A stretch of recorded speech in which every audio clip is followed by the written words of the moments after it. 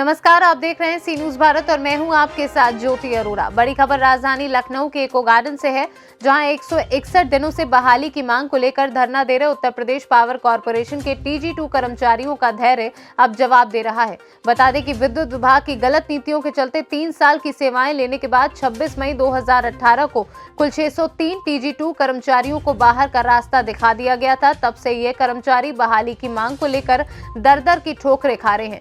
इन कर्मचारियों के पक्ष में सुप्रीम कोर्ट का आदेश भी, जो विभाग के उच्च अधिकारियों की हठधर्मिता के चलते ठंडे बस्ते में पड़ा है। 161 दिनों से ये कर्मचारी इको गार्डन में बहाली की मांग को लेकर धरना दे रहे हैं, किंतु इन दिनों के भीतर उनका हाल जानने ना तो कोई विभाग का अधिकारी पहुंचा, ना ही सरकार का कोई नुमाइंदा। अपने हाल पर बेहाल इन कर्मचारियों ने कल सोमवार को धरना स्थल पर सुंदरकांड पाठ किए जाने का निर्णय लिया है। आइए इको गार्डन से देखते हैं हमारे सी न्यूज संवाददाता उमेश विश्वकर्मा की एक खास रिपोर्ट।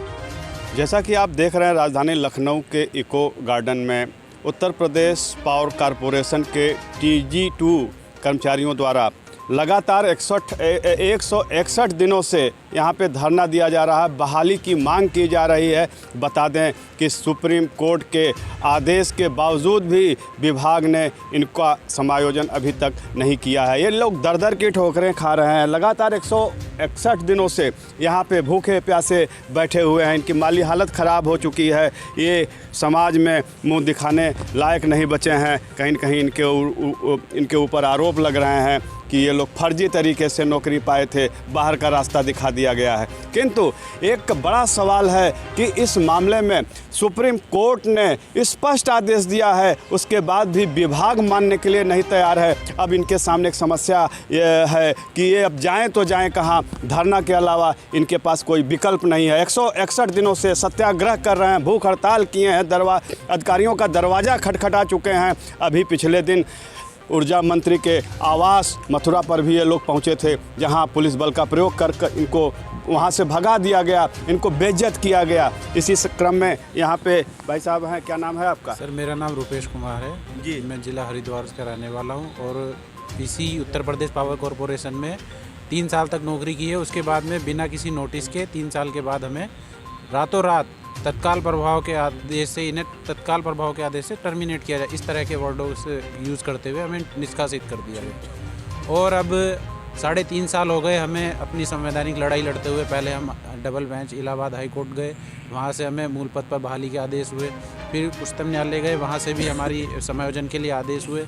परंतु सरकार ने अभी तक भी हमारा ना तो समायोजन किया, ना ही हमें हमारी नौकरी किसी भी स्तर से दी है, और ना ही हमें अब तक कोई आश्वासन मिला है।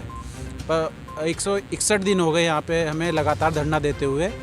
अब सरकार से यही गुजारिश है कि वो या तो हमें बताए कि किस तरीके से हमें हमारी खोया हुआ सम्मान मिलेगा, या फिर सीधा नकार दे कि आपको मिलेगा या नहीं मिलेगा। स्पष्ट कोई तो आदेश जारी करे, जिससे कि हम भी आगे की लड़ाई के लिए तैयार रहें।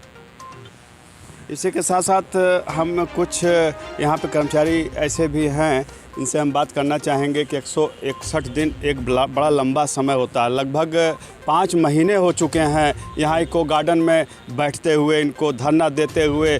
सुबह से लेकर शाम तक सिर्फ एक ही आवाज़ इनके मुंह से निकलती है, योगी जी न्याय दो, योगी जी न्याय करो, मोदी जी हमें बहाल करो।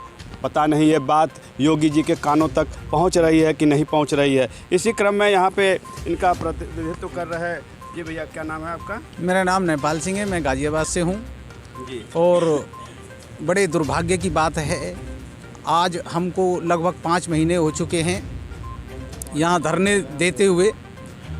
सरकार का कोई भी प्रतिनिधि या पावर कॉर्पोरेशन का कोई भी प्रतिनिधि हमसे मिलने के लिए नहीं आया है।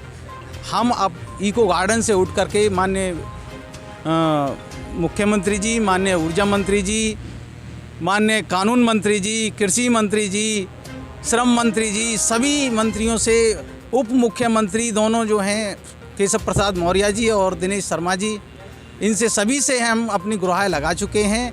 लेकिन आश्वासन के सिवाय अभी तक कोई भी हमें कुछ नहीं मिल पाया है।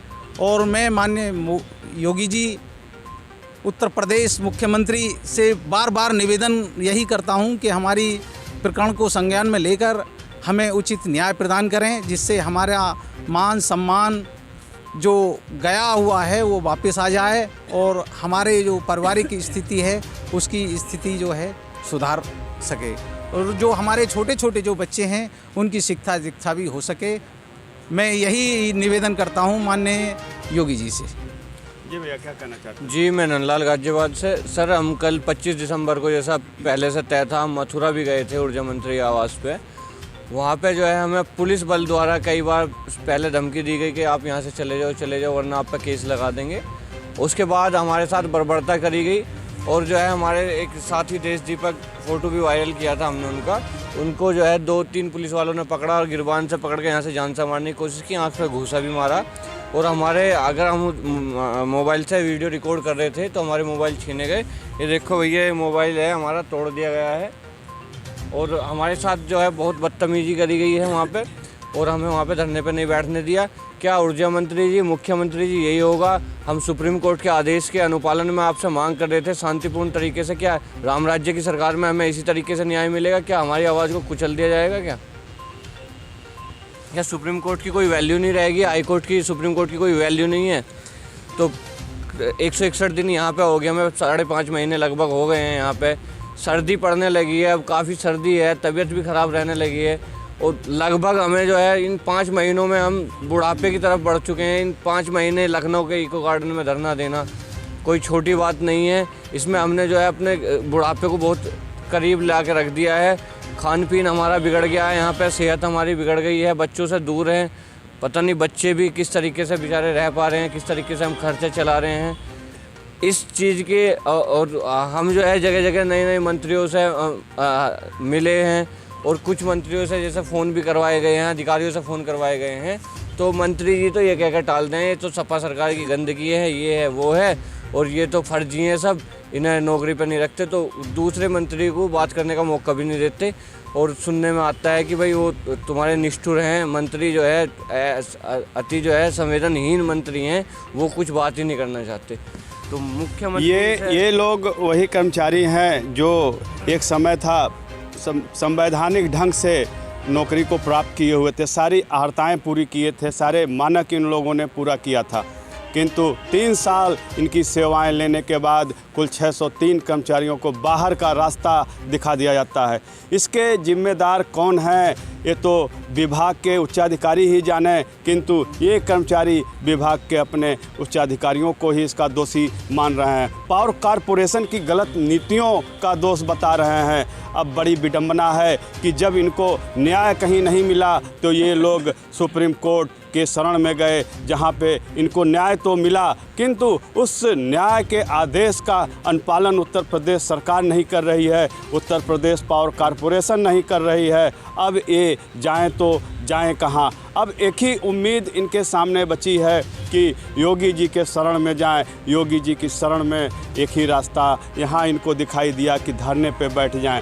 धरने पर इसी तरह 161 दिन इन लोगों ने बिता दिया किंतु इनको न्याय नहीं मिला, गला इनका फट जा रहा है, चिल्ला चिल्ला कर योगी जी न्याय करो, योगी जी न्याय करो, किंतु योगी जी के दरवाजे तक इनकी आवाज़ नहीं पहुँच रही है। इन लोगों ने शायद ही कोई ऐसा दरवाज़ा बचा हो जिसको खटखटाया न हो, किंतु इनको न्याय के बजाय उत्पीड़न का शिकार होना पड़ा। आज ये भूखे प्यासे दर दर की ठोकरें खा रहे हैं, फिर भी इनको योगी जी से न्याय की उम्मीद। इसी क्रम में कल इन लोगों द्वारा यहाँ इको गार्डन में सुंदर कांड का पाठ किया जाएगा और सिर्फ यही मंशा है कि सरकार की बुद्धि खुले, इनका भला हो। जी नेपाल जी, क्या कहना चाहते हैं, किस तरह सुंदरकांड का आयोजन कर रहे हैं? मैं यही कहना चाहता हूं कि यहाँ पर हम सुंदर पाठ का आयोजन करेंगे जिससे सरकार की जो बुद्धि शुद्धि है वो खुले और हमारी तरफ न्याय के लिए कदम बढ़ाए,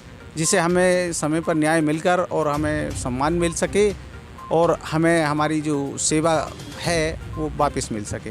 मैं यही माननीय मुख्यमंत्री जी से और जो माननीय ऊर्जा मंत्री से यही निवेदन करता हूं कि जो हमारे इस प्रकरण को जल्द से जल्द इसका निराकरण करें।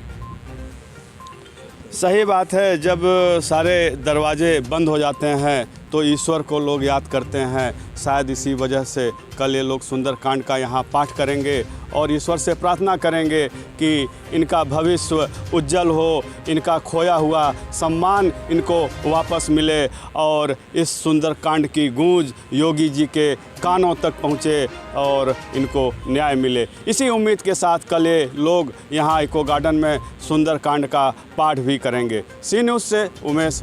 इस खास खबर में फिलहाल के लिए इतना ही। आप देखते रहिए सी न्यूज़ भारत।